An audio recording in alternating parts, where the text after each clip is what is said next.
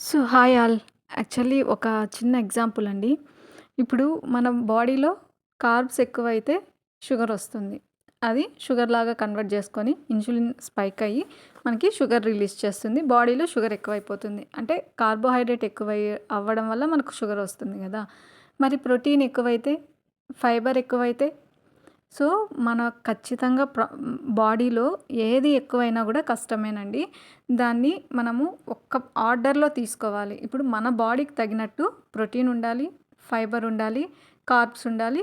ప్రతీదీ మన బాడీకి తగినట్టు ఖచ్చితంగా ఉండాలండి. అప్పుడే మనము యాక్టివ్‌గా, హెల్తీగా మజిల్స్ బాగా స్ట్రెంత్ ఎక్కువగా ఉండి కరెక్ట్ ప్రాసెస్‌లో ఉండి కరెక్ట్‌గా వర్క్ చేయడానికి హెల్ప్ అవుతుందనమాట. ప్రతీదీ దేనికి కావాల్సినంత దానికంటే ఎక్కువ అయిందనుకోండి, దానివల్ల ఏదోగా హెల్త్ ఇష్యూ వస్తుంది. కాబట్టి ఏది ఎలా తీసుకోవాలో ఫస్ట్ తెలుసుకొని